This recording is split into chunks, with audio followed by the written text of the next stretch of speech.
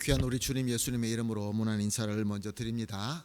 이제 우리 다 같이 마음을 모아서 수요 예배 드리도록 하겠습니다. 다 같이 기도하며 오늘 예배 시작합니다. 온 땅이여 여호와께 즐거운 찬송을 부를지어다. 기쁨으로 여호와를 섬기며 노래하면서 그 앞에 나아갈지어다. 아멘. 하나님 감사합니다.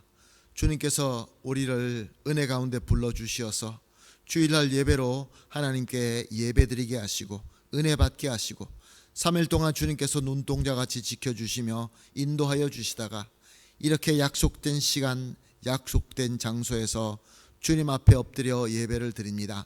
이것이 다 주님의 귀한 은혜이며 축복인 줄로 믿습니다. 오늘도 이 예배를 통하여 하나님 영광 받아주시고 하늘문을 넓게 열어주시어서 우리의 힘들고 지친 마음을 주님의 은혜로 말미암아 치유받고 회복되게 하여 주시옵시고 무엇보다 주님의 은사로 주님의 은혜로 주님의 기쁨으로 가득 차게 하여 주시옵소서. 함께 못하시는 성도님들도 주님께서 은혜 가운데 있게 하여 주시옵시고 이 예배 자리를 사모할 수 있게 하여 주시옵소서. 오늘 예배를 온전히 주님 손에 맡겨드리며 감사하며 예수님의 이름으로 기도합니다. 아멘. 함께 찬송가 259장입니다. 예수 십자가에 흘린 피로써 그대는 씻기어 있는가. 259장 함께 찬송하시겠습니다.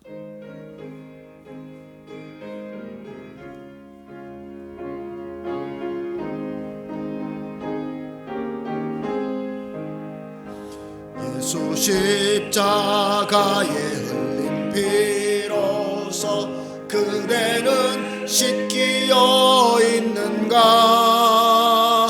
더러운 죄 희게 하는 능력을 그대는 참으지 하는가. 예수의 보혈로 그대는 씻기어 있는가. 마음속에 여러 가지 죄악이 깨끗이 씻기어 있는가. 주 예수와 밤낮으로 늘 함께 그대는 행동을 하는가. 아무 때나 어디서나 그대는 십자가 붙들고 있는가. 예수의 보혈로 그대는 씻기어 있는가. 마음속에 여러 가지 죄악이 깨끗이 씻기어 있는가. 주님 예수 다시 올 때 그대는 영접할 예복이 있는가. 그대 몸은 거룩한 곳 천국에 들어갈 준비가 됐는가. 예수의 보혈로 그대는 씻기어 있는가. 마음속에 여러 가지 죄악이 깨끗이 씻기어 있는가. 모든 죄에 더러워진 예복을 주 앞에 지금 다 벗어서 샘물같이 솟아나는 보혈로 눈보다 더 희게 씻으라. 예수의 보혈로 그대는 씻기어 있는가. 마음속에 여러 가지 죄악이 깨끗이 씻기어 있는가.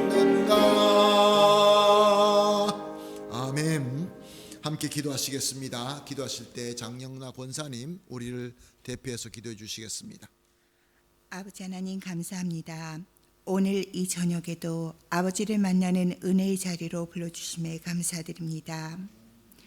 호산나를 외치고 열심을 내어 말씀을 들으려고 이리저리로 주님을 찾던 무리들이 주님을 못 박으라고 소리치던 것처럼 저희들도 순간순간 각자의 이익을 위해 주님을 높이기도 하고 버리기도 하는 믿음 없는 사람처럼 살아왔음을 고백하오니 용서하여 주시옵소서. 모든 일에 아버지 하나님께 초점을 맞추기보다는 오히려 세상 사람들의 생각과 그들의 눈에 비춰질 모습에 더 많이 신경을 썼던 저희들의 어리석음을 용서하여 주시옵소서. 벌써 한 해를 마무리하는 마지막 달이 되었습니다. 지난 한 해 동안 지켜주심에 감사드립니다. 각 부서에서는 새로운 리더들이 선출되고 새로운 한 해를 계획합니다. 한 사람으로 말미암아 죄가 들어오기도 하고 한 사람으로 말미암아 의롭게 될 수 있음도 배웠습니다. 주님, 리더들에게 주님의 지혜와 사랑을 부어주사 그들의 올바른 순종함과 섬김을 통해 회원들과 합력하여 주님이 기뻐하시는 선한 열매를 맺게 하옵소서. 저희들 모두가 무리들이 외치니 따라 외치고 무리들이 움직이니 따라 움직이는 군중 속의 한 사람이 아닌 주님이 찾으시고 기뻐하시는 그 한 사람이 되게 하여 주옵소서. 아버지 하나님, 특별히 교육부를 위해 기도합니다. 교회 학교의 부흥이 일어나도록 허락하여 주시옵소서. 저희 교회 안에서 영적 리더들이 많이 나올 수 있게 하옵소서. 하나님을 바로 알게 하는 교육이 이루어지게 하옵소서. 주님의 몸된 이 교회의 미래와 사명을 끊임없이 계획하고 이루어낼 수 있게 하여 주시옵소서. 수고하는 모든 사역자와 교사들에게 축복 내려 주시옵소서. 주님, 육신이 아파서 혹은 주님을 향하여 나오는 길을 잃어버려서 그리고 마음이 아파서 예배 자리에 나오지 못하는 성도님들이 있습니다. 오직 주님으로 위로받게 하시고 오직 말씀으로 힘을 얻어 이제는 돌아오라고 부르시는 주님의 음성을 듣고 저희 교회의 빈자리들이 꼭 있어야 할 성도들로 채워지길 기도합니다. 이 시간 말씀을 전하시는 목사님을 위해 기도합니다. 날마다 풍성한 힘과 지혜와 계시의 영을 부어주셔서 주님의 교회와 성도들을 섬김에 조금도 부족함이 없게 하옵소서. 선포되는 말씀을 통해 우리의 심령이 깨어지며 충만한 성령님의 인도하심을 따라 사랑으로 하나 되는 열매 맺게 하옵소서. 모든 말씀 우리를 구원하신 예수님의 이름으로 기도합니다. 아멘. 감사합니다. 권사님의 간절한 기도 우리 주님 예수님의 이름으로 꼭 이루어질 줄로 믿습니다. 기도할 때 믿음으로 기도해야 됩니다. 믿음으로 우리가 기도할 때 우리 하나님께서 꼭 이루어 주십니다. 우리 교회가 정말로 하나님의 뜻대로 성장하며 새로운 리더로 세워져서 하나님께서 기뻐하시는 교회가 될 줄로 믿습니다. 아멘, 할렐루야. 오늘 본문 말씀은 마태복음입니다. 마태복음 5장 21절에서 26절 말씀, 계속해서 예수님의 산상수훈의 말씀을 본문으로 삼고 은혜를 나누고 있습니다. 마태복음 5장 21절에서 26절까지 한 절씩 교독하시겠습니다. 옛사람에게 말한 바 살인하지 말라, 누구든지 살인하면 심판을 받게 되리라 하였다는 것을 너희가 들었으나 나는 너에게 이르노니 형제들에게 노하는 자마다 심판을 받게 되고 형제에 대하여 나가라 하는 자는 공회에 잡혀가게 되고 미련한 놈이라 하는 자는 지옥불로 들어가게 되니라. 그러므로 예물을 제단에 드리려다가 거기서 내 형제에게 원망 들을 만한 일이 있는 것이 생각나거든 예물을 제단 앞에 두고 먼저 가서 형제와 화목하고 그 후에 와서 예물을 드리라. 너를 고발하는 자와 함께 길에 있을 때 급히 사화하라. 그 고발하는 자가 너를 재판관에게 내어주고 재판관이 옥리에게 내어주어 옥에 가둘까 염려하라. 함께 보십니다. 진실로 내게 이르노니 내가 한 푼이라도 남김없이 다 갚기 전에는 결코 거기서 나오지 못하리라. 아멘. 예수님께서 산상수훈 말씀은 제자들을 중심으로 해서 예수님을 가까이 따르는 자들을 중심으로 해서 주신 말씀입니다. 예수님께서 갈릴리 호수 옆에 높은 곳에 올라가실 때 제자들을 비롯하여 사람들이 나왔을 때 너희들은 복이 있을지어다, 복이 있을지어다, 복이 있을지어다 계속 이렇게 말씀하신 이후에 오늘 본문 21절을 보니까 옛사람이 말한 바 살인하지 말라, 누구든지 살인하면 심판을 받게 되리라 하였다는 것을 너희가 들었으나, 복의 말씀을 하다가 갑자기 살인하지 말라, 살인하면 심판받는다, 벌을 받는다, 옛사람이 이미 하신 말씀이다, 이렇게 예수님께서 말씀하고 있습니다. 이것은 그 자리에서 말씀을 듣고 있는 자들이 아마 거의가 100%가 유대인이었을 것입니다. 그리고 예수님을 따라서 예수님의 말씀을 사모하는 사람이었기 때문에 아마 그 옛날 말씀, 그러니까 구약에 있는 말씀, 율법의 말씀을 저들은 알고 있는 자다라고 생각해 볼 수 있습니다. 너희들이 잘 아는 것처럼, 이미 기록된 율법의 말씀에 있는 것처럼 살인하면 안 된다, 살인하면 심판받게 된다, 죄악이다, 그렇게 말씀하고 있는 것입니다. 이것을 우리가 십계명 가운데 출애굽기 20장 13절 말씀에 보게 되면은 살인하지 말라라고 되어 있습니다. 십계명이면은 그 율법 가운데서도 유대인이라고 하면 다 외우는 말씀입니다. 제6계명 살인하지 말라. 우리도 이 말씀을 너무나 잘 알고 있죠. 그래서 우리는 예수 믿는 사람, 그 당시에 유대인이라고 하면은 살인하는 것은 하나님께서 죄로 정하신 잘못된 것이다 라는 것을 모르는 자가 한 사람도 없었습니다. 근데 예수님께서는 살인하지 말라, 당연히 다 알고 있는 죄를, 이 죄를 말하시는 말씀에 주님의 의도가 분명히 있었을 것입니다. 사실 하나님의 말씀을 모르는 자도 사람을 죽이는 것, 살인하는 것이 잘못됐다는 걸 모르는 자가 전혀 없습니다. 어떤 종교, 어떤 문화, 그 어떤 사람이라 한다 할지라도 말씀을 알든 모르든 간에 살인하는 것을 죄로 여기지 않는 문화는 없습니다. 그 어떤 문화에 가도, 그 어떤 종교에 가도 살인하지 말라라고 되어 있고 살인은 죄로 금기시하고 있는 것을 우리는 다 잘 알고 있습니다. 그런데 여기서 중요한 것은 예수님께서 살인하지 말라라고 갑자기 말씀하신 이후에 이어서 하시는 말씀입니다. 22절 말씀입니다. 나는 너희에게 이르노니 형제에게 노하는 자마다 심판을 받게 되고 형제에 대하여 나가라 하는 자는 공회에 잡혀가게 되고 미련한 놈이라 하는 자는 지옥불에 들어가게 되리라. 형제들에게 분노를 가지고 미움을 가지고 저들을 증오하고 저들을 욕하게 되면은 살인한 거와 똑같이 취급한다, 그런 말씀입니다. 살인만큼 그만큼 똑같은 죄다, 지옥불로 들어가게 된다라고 선포하고 있는 것입니다. 사랑하는 성도 여러분, 이 말씀이 어떻게 다가오십니까? 살인하지 말라, 예수님 맞습니다. 그거는 아무리 생각해도 그거는 맞는 말씀 같습니다. 그렇지만 나는 살인은 안 하기 때문에 나하고는 별로 상관없는 말씀입니다. 그렇지만 살인은 정말로 나쁜 것이죠. 그런데 형제들에게 미움을 가지고 분노를 가지고 형제들을 욕하는 것은 그것도 똑같이 살인하는 죄와 마찬가지다. 이 말씀은 참 어렵습니다. 어떻게 우리가 형제들에게 미워하지 않고 형제들에게 분노하지 않고 형제들에게 욕하지 않을 수가 있겠습니까?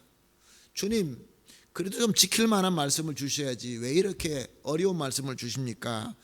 이렇게 우리가 생각할 수 있습니다.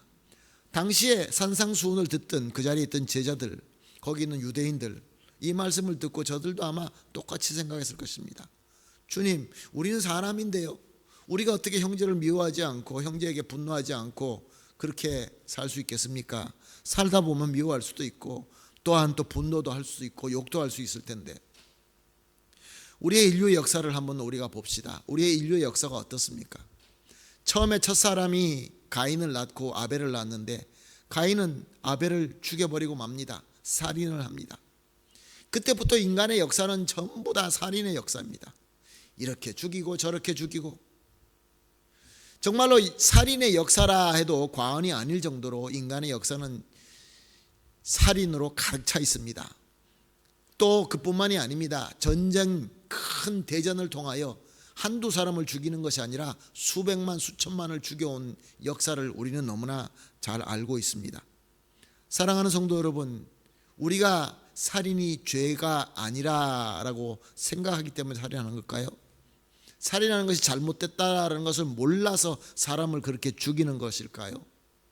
사람을 그렇게 대량으로 죽이면서도 그것이 아무렇지도 않게끔 역사에 우리가 이야기해 내려오는 것은 도대체 우리의 마음은 어떤 것일까요? 사랑하는 성도 여러분, 그렇다고 앞으로 살인의 이 죄가 없어질까요? 더 줄어들까요? 아무도 그렇게 생각하는 자가 없을 것입니다. 계속해서 사람은 사람을 죽이고 살인하게 되는 것을 우리가 볼 수 있습니다. 잠언서 16장 2절에는 이렇게 기록되어 있습니다. 사람의 행위가 자기 보기에는 모두 깨끗하여도 여호와는 심령을 감찰하느니라. 무슨 말씀입니까? 하나님은 우리 마음, 심령, 우리의 중심, 우리의 본질을 감찰하신다. 우리는 그냥 일어나는 행동만 봅니다. 여기서는 살인으로 나왔는데 살인이라는 아주 최악의 죄를 우리에게 말씀으로 예수님께서 주시면서 그 눈앞에 나타나는 것이 다가 아니다는 것입니다. 우리는 죄를 보면서 나타나는 지금 행동으로 나타나는 것을 보면서 너 왜 그럴 수 있어? 우리는 그래서는 안 돼. 나는 고쳐야지 등등의 여러 가지 결심을 하고 그 죄와 나타나는 죄와 우리가 투정을 해보지만 우리 그 전쟁에서 이길 수 없는 이유가 뭐냐면은 그 죄의 본질이 있다라는 것을 우리는 망각하기 때문에 그렇습니다. 물론 우리는 그런 능력이 없습니다. 사람 마음에 무슨 마음을 품고 있는지, 심령 안에 무엇을 가지고 있는지 알 수 없습니다. 저 사람이 미워서 그러는 건지 아니면 정말로 잘못된 것을 고치기 위해서 이야기하는 것인지 잘 알 수가 없습니다. 그거는 우리가 당하는 사람이나 또 그 죄를 저지르는 사람이나 똑같습니다. 예수님은 그것을 다 아시는 것이죠. 하나님은 우리의 심령을 보고 판단하십니다. 우리가 죽이려고 하는 그 증오와 미움을 가지고 있다는 것을, 이제 그냥 놔두면 그것은 이제 나타나는 죄를 범하게 된다는 것을 우리 하나님께서는 아시는 것입니다. 그 말씀을 바로 잠언서에서 이야기하신 것이고 예수님은 그 맥락으로 오늘 본문 말씀을 하시는 것입니다. 살인이라는 엄청난 죄가 심령에 품은 분노와 미움으로 시작하는 것을 주님께서는 감찰하시고 우리는 그것을 분별할 수 없기 때문에 주님께서는 새로운 계명을 주실 때에 너희는 사람을 미워하지 말고 형제를 미워하지 말고 욕하지 말라. 이미 살인을 저지른 것과 똑같은 죄가 된다라고 말씀하신 것입니다. 사랑하는 성도 여러분, 우리가 굉장히 똑똑하고 굉장히 대단한 것처럼 착각할 때가 많이 있습니다. 물론 우리 인간의 지혜는 그 다른 동물들보다 더 뛰어난 지혜가 맞습니다. 기술도 얼마나 발달했습니까? 우리가 할 수 있는 것이 놀랍습니다. 그러나 우리 심령 안에 일어나는 것은 사랑하는 성도 여러분, 저나 여러분이나 그 누구나 아무리 똑똑하고 아무리 도덕적으로 완벽한 사람이라 한다 할지라도 우리의 심령에 대해서 잘 알 수 있는 사람은 한 사람도 없습니다. 더더욱이 하나님을 모르고 성령님의 그 능력으로 완전히 정복되지 않는 자들은 우리의 심령에 대해서 누구도 큰 소리 칠 수가 없는 것입니다. 예수님께서 말씀하십니다. 내 마음에 있는 그 미움, 내 마음에 있는 그 분노, 네가 다른 사람에 대해서 욕하는 것에 대해서 아예 하지 말라라고 미리 말씀하고 있는 것입니다. 이 예수님의 뜻을 사도 요한은 이렇게 설명하고 있습니다. 요한 1서 3장 15절 말씀. 그 형제를 미워하는 자마다 살인하는 자니 살인하는 자마다 영생이 그 속에 거하지 아니하는 것을 너희가 아는 바라. 사랑하는 성도 여러분, 우리가 어떨 때는 이해를 못합니다. 가까이 있는 형제들, 우리 같이 있는 식구들, 또 아내와 남편 사이, 또 교회 안의 성도들의 사이, 저와 여러분의 사이 나타나는 것을 보면서 우리는 자꾸 판단하려고 합니다. 왜 저분이 저런 말을 할까? 왜 나를 그렇게 기분 나쁘게 하지? 왜 나를 갖다가 억울하게 만들지? 나의 마음에 왜 상처를 주지? 그런데 저도 모르고 그렇게 하는 분도 모릅니다. 우리가 하는 걸 모릅니다. 심령을 우리가 바라보고 심령의 잘못된 것부터 우리가 조심해야 되는데 나타나는 것만 가지고 자꾸 이치를 따지게 되면 그것은 해결책이 없습니다. 분쟁에 또 분쟁이 되고, 분쟁이 더 큰 분쟁이 되고, 더 큰 분쟁이 되고 마는 것입니다. 이것이 바로 우리 원수 마귀의 방법입니다. 자꾸 요만한 걸 가지고 자꾸 분쟁하게 만들어서 나중에 이만하게 만들어서 더 큰 죄를 저지르게 만드는 것이, 살인이라는 큰 죄를 저지르게 만드는 것을 우리 주님께서 아시고 말씀하고 있는 것입니다. 사랑하는 성도 여러분, 내가 잘못된 것이 있습니까? 나에게 잘못된 습관이 있습니까? 내가 저지른, 사람들이 볼 때 지적하는 잘못된 죄들이 있습니까? 고치고 싶은 마음이 간절합니다. 그런데 우리의 심령을 제대로 들여다보지 못하고, 내 심령과 하나님과의 관계를 우리가 해결하지 못하고 나를 고쳐본다고요? 나를 어떻게 고칩니까? 이 고집스럽고 교만한 내 자신을 어떻게 고칠 수 있습니까? 내 자아를 어떻게 고쳐갈 수 있습니까? 어떻게 예수님을 닮아갈 수 있습니까? 그냥 겉으로 나타나는 것처럼요? 그러면 율법주의 바리새인들과 똑같이 되는 것이죠. 겉으로는 잘 지키는 것 같고 금식도 하고 또한 또 11조도 하고 여러 가지 행동적으로 외적으로 멋있게 나타날 수는 있지만 그것이 외식 아닙니까? 히포크레시아, 마음은 썩어 빠졌는데 회칠한 무덤과 같이 그렇게 되고 마는 것입니다. 심리학자들이 발표한 것을 본 적이 있습니다. 얼마 전에 보았는데 현대인 중에 80% 이상이 심리적인 병을 가지고 있다라고 발표한 것입니다. 무슨 말입니까? 현대인 중에 80% 이상이, 이제 이게 조사한 것인데 어쩌면 더 많을지도 모르죠. 80% 이상이 심령으로 비정상이다, 이런 말을 하고 있는 것입니다. 사랑하는 성도 여러분, 지금 시대가 어떤 시대입니까? 눈에 나타나는 것을 중요하게 여기는 시대입니다. 외모 지상주의라고 하죠. 딱 보고 외모로 나타나는 것, 그 사람이 가지고 있는 것, 보여주는 것만 보고 우리가 사람을 판단합니다. 그래서 우리는 외적으로 나타나는 것을 굉장히 중요한 그런 시대에 살고 있습니다. 한국에서는 취직하는데도 취직하기 전에 막 연습하고, 남자들도 요즘 화장하고 간다고 하죠. 남자들이 화장하고 갈 정도로, 그 정도로 외모가 중요한 시대에 살고 있습니다. 이것은 또 무엇을 의미합니까? 우리의 부족한 것을 자꾸 숨긴다는 겁니다. 우리의 잘못된 것들, 우리의 컴플렉스들, 우리의 핸디캡들, 우리의 미움, 우리의 증오, 우리의 억울함, 우리의 슬픔, 이런 것들을 자꾸 마음속에 숨기고 그것이 쌓아나간다는 것이 문제인 것입니다. 심령에 자꾸 쓰레기를 쌓아나가는 것이 우리의 현대인의 문제인 것입니다. 그러므로 말미암아 우리가 그 쌓아나가는 심령의 문제를 가지고 어느 날 아픕니다. 그 증상이 금방이 오죠. 뭐 어디가 쑤시고 어디가 아프고 어떻게 되고 이래서 병원에 찾아가면 병원에서 주사도 놔주고 수술도 하지만, 사랑하는 성도 여러분, 심령의 문제를 해결하지 못하면 계속해서 반복해서 그 증상이 나타날 수밖에 없습니다. 요즘에 공황장애라고 이렇게 말을 많이 하죠. 공황장애, 옛날엔 들어보지도 못한 병입니다. 분노 조종장애, 분노를 조정하지 못하는 장애가 있다고 합니다. 무기력증도 있다고 합니다. 아무것도 할 수 없는, 집 밖에 나갈 수도 없는, 그렇게 심각하게 무기력증을 앓는 사람을 제가 직접 본 적이 있습니다.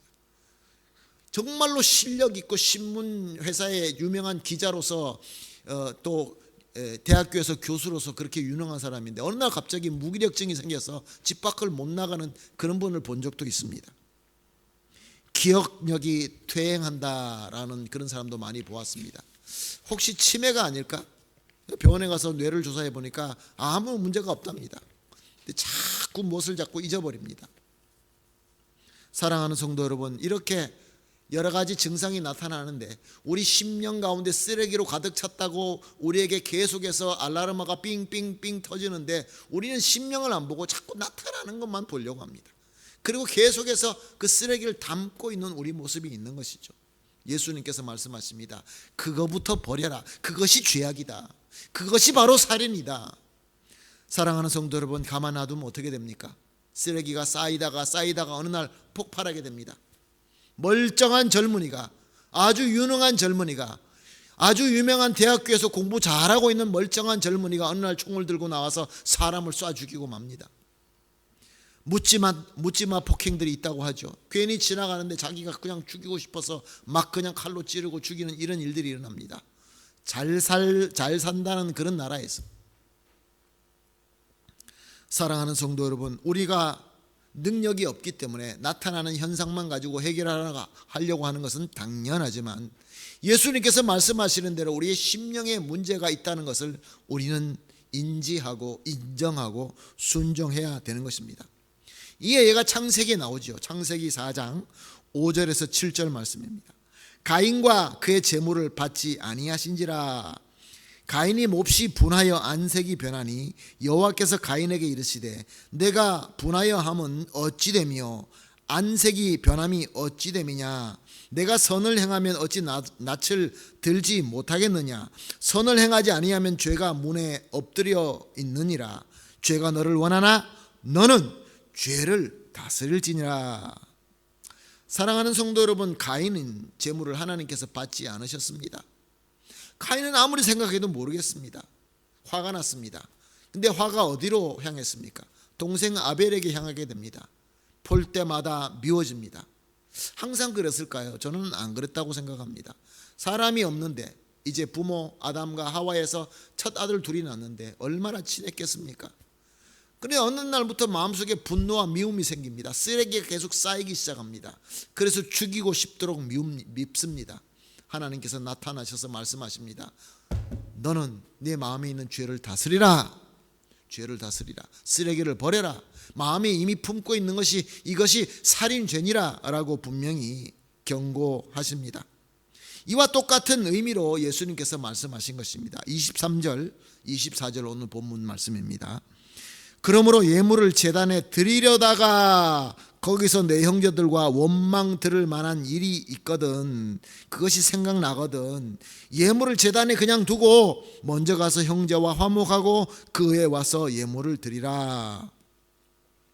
사랑하는 성도 여러분, 우리가 주님 앞에 예배 드리는 것처럼 중요한 것이 어디 있겠습니까? 그렇게 중요한데도 예수님께서는 그 예배조차도 중간에 생각나면은 네 마음속에 분노와 네 마음속에 증오와 너의 마음을 혼란스럽게 만들고 너의 평강을 뺏어가는 것이 있다고 한다면은 먼저 가서 그것부터 해결하고 와라. 주님께서 말씀하고 있는 것입니다. 사랑하는 성도 여러분, 우리 심령에 풀지 못하는 것들이 어떤 것이 있습니까? 예배를 드리러 왔는데, 더 중요한 일을 하러 왔는데 그때 갑자기 생각이 납니다. 아이고, 내가 이것을 잘못했구나. 아이고, 내가 이것 때문에 저 사람이 나에게 잘못했는데도 저 사람이 마음이 불편하겠구나. 그래서 뛰어가서 붙들고, 형제요, 당신이 잘못했지만 나는 이미 용서했습니다. 내가 잘못했으면 형제요, 내가 잘못했습니다. 그래서 먼저 그 쓰레기부터 치우라라고 하는 말씀인 것입니다. 사랑하는 성도 여러분, 우리 심령에 풀지 못한 그 미움과 분노를 가지고 주님 앞에 나와서 예배를 드린다고 한다면 예배자로서 자격이 갖추어지지 않았다라는 말씀도 되는 것입니다.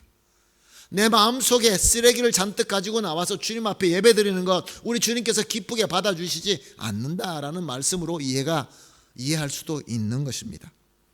사랑하는 성도 여러분, 예수님께서 우리에게 기도를 가르쳐 주실 때 기도 내용에 어떤 내용이 있습니까?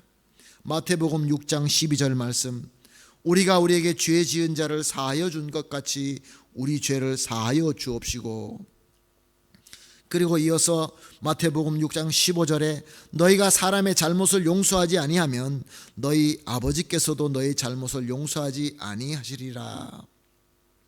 우리 마음속에 우리 심령의 미움과 분노를 계속 품고 있다고 한다면 우리 하나님도 우리 용서하지 않겠다라는 무서운 말씀입니다. 또한 나아가서 그리스도의 마음을 품고 그 마음으로 우리 악한 마음을 다 씻어버려라 라는 그러한 말씀이 되기도 하는 것입니다. 우리가 너무나 잘 알고 있는 빌립보서 2장 5절 말씀, 빌립보서 2장 5절 말씀은 뭐라고 우리에게 명령하고 있습니까? 너희 안에 이 마음을 품어라. 곧 그리스도 예수의 마음이니 El sentir de Cristo Jesús. 사랑하는 성도 여러분, 우리가 심령적인 것을 우리는 잘 알 수 없습니다.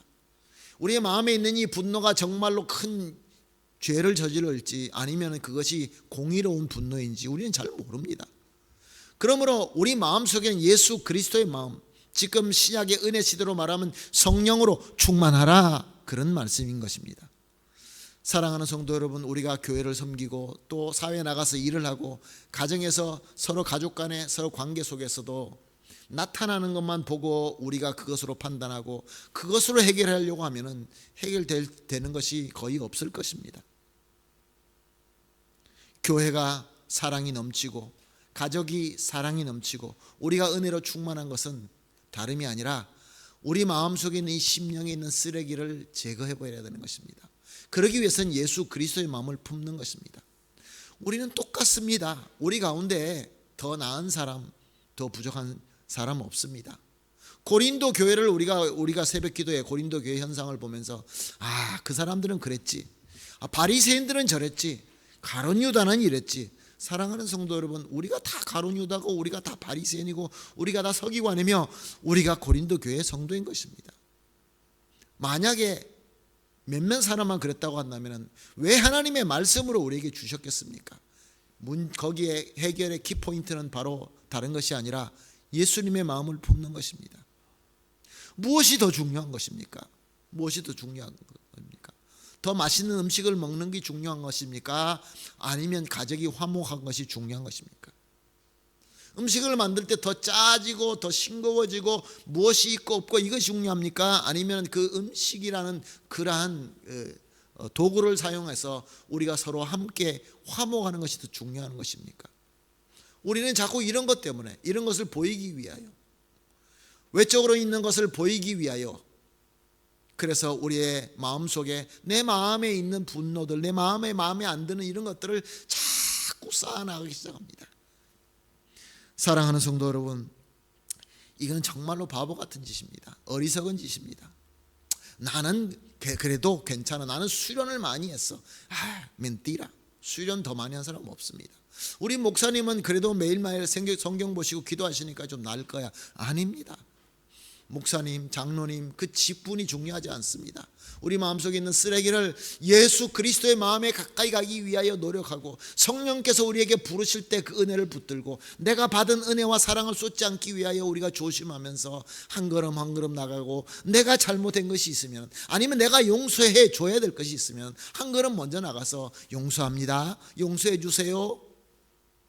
사람들은 그런 것을 보고 잘못됐다 이렇게 생각할 수도 있습니다. 그것이 무슨 상관입니까? 우리가 누구에게 더 나타나기 위해서, 누구보다 높아지기 위해서 신앙생활하는 것이 아닙니다. 또한 우리가 형제를 미워하고 분노하고 저주하지 말아야 될 또 하나의 다른 이유가 또 있습니다. 창세기 9장 6절 말씀입니다.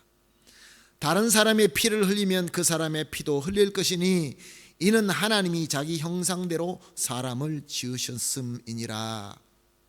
사랑하는 성도 여러분, 우리가 생각하는 멋있는 사람, 이거는 우리가 생각하는 겁니다. 하나님께서는 우리 각 한 사람마다 하나님 형상으로 지어 주셨습니다. 어떤 사람은 더 키가 크게, 어떤 사람은 더 키가 작게, 어떤 사람은 더 넓게, 어떤 사람은 더 좁게, 어떤 사람은 동양 사람으로, 어떤 사람은 서양 사람으로, 흑인으로 황인족으로 이렇게 다양하게 하나님께서 지으실 때 하나님의 뜻대로 하나님의 형상대로 지으셨다, 그런 말씀입니다. 자, 그러면 하나님의 형상인 그 사람이 내가 봤을 때 지금 나에게 상처를 주고 나에게 피해를 주기 때문에 그를 미워하고 분노하고 욕을 한다는 것은 하나님의 형상으로 지었다는 하나님의 그 질서, 하나님의 창조, 이것을 우리가 확실하게 믿지 못한다라는 것밖에 되지 않습니다. 사랑하는 성도 여러분, 지금 당장으로 생각하면은 사도 바울이 그렇게 예수 믿는 자들을 핍박하고 교회를 핍박할 때 사도 바울을 예수 믿는 사람들의 눈에는 어떻게 비춰졌을까요? 저 원수 같은 놈. 하나님은 저런 자를 데려가시지, 하늘에서 불을 떨어뜨리시지 왜 저럴까? 사랑하는 성도 여러분, 로마서 8장 32절은 이렇게 되어 있습니다. 자기 아들을 아끼지 아니하시고 우리 모든 사람을 위하여 내어주신 이가 어찌 그 아들과 함께 우리에게 모든 것을 우리에게 주시지 아니하겠느냐. 고린도 후서 5장 15절 말씀입니다. 그가 모든 사람을 대신하여 죽으심은 살아있는 자들로 하여금 다시는 그들 자신을 위하여 살지 않고 오직 그들 대신에 죽었다가 다시 살아나신 이를 위하여 살게 하려 함이라. 아멘. 사랑하는 성도 여러분, 우리가 죄로 타락하자 성부 하나님께서는 자기의 유일한 독생자 예수님을 우리에게 내어주셨습니다. 예수님을 사람으로 만드시고 사람으로 오셔서 사람으로 우리와 똑같이 그 모든 고통을 겪으시며 자기 살을 찢고 십자가에서 우리를 위해서 죽어 주셨습니다. 누구를 위해서요? 나만 위해서? 내가 좋아하는 사람만 위해서? 사랑하는 성도 여러분, 그렇지 않습니다. 우리 주님께서는 똑같이 나를 위하여, 내 형제를 위하여 똑같이 피를 흘려 죽으셨습니다. 그런데 우리가 나에게 피해를 준다고, 내하고 마음이 맞지 않는다고, 그 사람이 보이는 어떤 그 약점 때문에, 그 잘못된 것을 보면서 내 마음속에 분노를 가지고 미워하고 이것을 계속 품고 있다고 한다면, 사랑하는 성도 여러분, 그 쓰레기는 점점 높아질 것입니다. 그러면 우리는 어떻게 대응할까요? 우리의 반응은 어떨까요? 우리 마음속에 쓰레기가 있는데 어떻게 대응이 될까요? 미워 죽겠는데, 내 마음속에 분노가 있는데, 아무리 내가 정말로 훈련을 많이 받아서 좋게 겸손하게 온유하게 말한다 할지라도 우리의 독이 나갈 수밖에 없는 것입니다. 사랑하는 성도 여러분, 하나님께서 우리 각 사람을 하나님 형상으로 지어주시고 예수 그리스도께서 피를 흘려서 우리를 다시 구원하게 하신 것입니다. 그 중에 누가 사도 바울인지 우리는 모릅니다. 그분이 언제 하나님의 은혜를 받아서 하나님의 때가 되셔서 거듭나서 주님의 몸된 교회를 정말로 그 누구보다 열심히 섬기고 풍성한 열매를 맺게 하실지 우리는 모릅니다. 모세처럼 80세에 부르실지, 여호수아처럼 90세가 넘어서 부르실지, 아니면 사무엘처럼 아주 어릴 때 부르실지 우리가 어떻게 알 수 있습니까? 외모로 취하지 아니하시는 그 하나님의 뜻과 하나님의 그 경륜과 하나님의 그 모든 결정하심, 이것을 우리가 믿어야 될 줄로 믿습니다. 그래서 예수님께서 말씀하신 것입니다. 사랑하는 성도 여러분, 오늘 본문 말씀은 예수님께서 살인하는 죄, 그러니까 눈에 나타나는 죄만 그것이 죄가 아니라 너희 마음속에 있는 그 분노와 그 미움과 욕하는 것도 그것도 죄니라. 왜냐하면 너희들은 그것을 분별할 수 있는 능력이 없기 때문에 내가 너에게 내 마음을 주노니 그 마음으로 그 모든 죄를 씻어버리고, 그 죄를 지을 때 정말로 살인죄 짓는 것처럼 심각하게 여기고, 그것을 지어질 때마다 그것을 예수 그리스도 이름으로 깨끗하게 회개하고 깨끗함을 받아야 되는 것입니다. 사랑하는 성도 여러분, 여기에는 더 능력자도 더 약한 자도 없습니다. 똑같습니다. 우리가 남에게 미움을 가지고 분노를 가지게 되면, 물론 저들에게 당한 상처들, 저들에게 당한 억울함들, 저들에게 당한 나의 피해, 이것을 잊어버리라는 말씀이 아닙니다. 조심해야죠. 우린 지혜를 가지고 조심해야죠. 저 사람은 이런 사람이니까 조심해야죠. 근데 그것이 분노가 되고 그것이 마음속에 나의 영혼을 피폐하게 만드는 그런 쓰레기로 만들어서는 안 되는 것입니다. 잊지는 맙시다. 그러나 그것으로 우리 마음을 피폐하게 만드는 쓰레기로 만들지는 마십시다. 그렇다고 한다면은, 사랑하는 성도 여러분, 지금 아직도 내 마음속에 해결되지 않는 것들이 있습니까? 사람이 될 수도 있고, 어떤 시스템이 될 수도 있고, 어떤 여러 가지가 될 수 있을 것입니다. 내가 미워하고, 내가 분노하고, 내가 욕하는 것들이 어떤 것이 있습니까? 제가 학교에서 공부할 때, 신학교에서 공부할 때 같이 공부한 그 동역자 중에 한 분이 아주 똑똑하고 공부도 잘하고 지금 박사학위까지, 신학 박사학위까지 받았습니다. 그리고 저는 나이가 이미 들어서 신학교를 공부를 했는데 그 친구는 아주 그냥 젊게 공부를 해가지고 지금 이제 40대 중반, 50대가 되어 가는데 지금 벌써 박사학위를 받고 교회에서 부교육자로 섬기고 있는데, 그분이 올라오는 글을 보면은 이제 페이스북으로 서로 나누다 보니까 매번 올라오는데 보면 전부 다 원망이고 불평입니다. 그 너무나 많이 알고 있는 지식을 가지고 모든 것들을 다 깝니다. 이것은 이렇게 잘못했고 저렇게 잘못했고 막 담임 목사님 그래서 한 교회에서 오래 있지를 못합니다. 물론 스펙이 좋아서 많은 사람들이 여기서 부르기도 하고 저기서 부르기도 하고, 얼마 전에 우리 신학교에 가서 강의도 했더라고요. 그 실력은 대단한 것이죠. 근데 사랑하는 성도 여러분, 그 사랑하는 우리 목사님의 그 글을 보게 되면은 참 그 기본적인 것을 못 깨닫는 것에 대해서 너무 안타깝다는 생각이 들었습니다. 왜 마음속에 저런 쓰레기를 쌓아놓을까? 왜 마음속에 저런 쓰레기를 쌓아놓을까요? 사랑하는 성도 여러분, 우리 한인교회가, 우리 저와 여러분, 우리 성도들이 우리 마음속에 이런 것들을 다 벗겨내고 오직 예수님의 마음을 품는 심령을 가지게 되기를 예수님의 이름으로 축복합니다. 사실 오늘 수요 예배의 설교 제목을, 여러분들 주보를 보시면 알겠지만 마음의 비수라고 원래는 제목을 지었습니다. 마음속에 품고 있는 우리의 비수. 근데 가만히 생각해 보니까 마음에 품고 있는 비수가 제목이 돼서는 안 될 것 같습니다. 오히려 그걸 버리고 우리 마음에, 우리 심령에 품을 수 있는 예수 그리스도의 마음이 제목이 되어야 되겠다라는 생각이 들어서 제목을 바꾸게 된 것입니다. 사랑하는 성도 여러분, 예배 드리는 것보다 더 우선적인 것이 우리의 심령입니다. 예수 그리스도께서 우리에게 원하는 것은 우리가 주님의 마음으로 마음속에 있는 모든 상처를 치유받고 회복하는 것입니다. 그러므로 오늘 말씀을 하나님의 음성으로 들으시고 예수님의 음성으로 들으시고 우리 마음속에 있는 잘못된 이 모든 것들을 버려야 될 것은 다 버려버리고 오직 그리스도의 마음을 품고 그래야 해서 하나님께서 기뻐하시는 그러한 저와 여러분이 되시기를 예수님의 이름으로 축복합니다. 함께 기도하겠습니다. 하나님 감사합니다. 우리 마음속에 품지 말아야 될 것을 계속 품고 있고 그것을 점점 쌓아가는 우리의 못난 모습을 주님께서 말씀을 통하여 깨닫게 하여 주시니 감사합니다. 우리가 예배를 드리기 위하여 정성껏 준비하고 예배를 드리기 위하여 우리의 모든 것을 걸고 주님 앞에 뛰어나오지만 그러나 내 마음속에 형제들을 미워하고 분노하고 욕하는 그런 것들이 생각날 때 주님, 그냥 넘어갈 때가 너무나 많이 있었습니다. 주님, 이제 내 영혼이 피폐하고 또 큰 죄가 나타나는 것을 내가 피할 수 없는 이유를 알게 되었습니다. 하나님의 창조와 구원의 질서를 잘 믿지 못한 죄라는 것을 이제 다시 한번 깨닫게 되었습니다. 주님, 이런 심령을 우리 스스로는 어떻게 할 수 없사오니 우리의 의지와 우리의 의로, 의리의 공로로 할 수 있는 것은 아무것도 없사오니 예수 그리스도의 마음을 품게 하여 주시옵소서.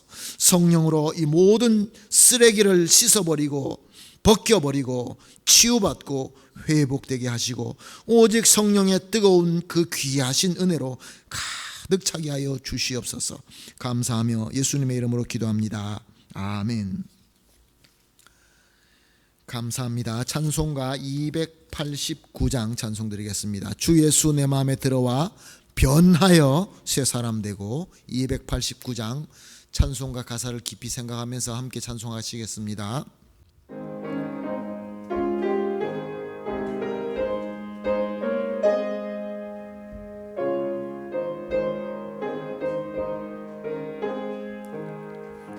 주 예수 내 맘에 들어와 계신 후 변하여 새 사람 되고 내가 늘 바라던 참빛을 찾음도 주 예수 내 맘에 오심 주 예수 내 맘에 오심 주 예수 내 맘에 오심 물밀듯 내 맘에 기쁨이 넘치면 주 예수 내 맘에 오심 주 예수 내 맘에 들어와 계신 후 망령된 행실을 끊고 머리털보다도 더 많던 내 죄가 눈보다 더 희어졌네 주 예수 내 맘에 오심 주 예수 내 맘에 오심 물들듯 내 맘에 기쁨이 넘치면 주 예수 내 맘에 오심 내 맘에 소망을 든든히 가지면 주 예수 내 맘에 오심 의심의 가져 버림도 주 예수 내 맘에 오심 주 예수 내 맘에 오심 주 예수 내 맘에 오심 물밀듯 내 맘에 기쁨이 넘치면 주 예수 내 맘에 오심 사망의 음침한 골짜기 가다가 밝은 빛 홀연히 비쳐 저 멀리 하늘 문 환하게 보임도 주 예수 내 맘에 오심 주 예수 내 맘에 오심 주 예수 내 맘에 오심 물밀듯 내 맘에 기쁨이 넘치면 주 예수 내 맘에 오심 내가 저 천성에 올라가 살기는 주 예수 내 맘에 오심 천성에 올라가 주님을 뵈리니 그 기쁨 비길 데 없네 주 예수 내 맘에 오심 주 예수 내 맘에 오심 물밀듯 내 맘에 기쁨이 넘치면 주 예수 내 맘에 오심 아멘. 우리 주님께서 가르쳐 주신 주기도문으로 오늘 수예배 마치도록 하겠습니다. 하늘에 계신 우리 아버지여 이름이 거룩히 여김을 받으시오며 나라가 임하옵시며 뜻이 하늘에서 이루어진 것 같이 땅에서도 이루어지이다. 오늘날 우리에게 일용할 양식을 주옵시고 우리가 우리에게 죄 지은 자를 사하여 준 것 같이 우리 죄를 사하여 주옵시고 우리를 시험에 들지 말게 하옵시며 다만 악에서 구하옵소서. 대개 나라와 권세와 영광이 아버지께 영원히 있사옵나이다. 아멘.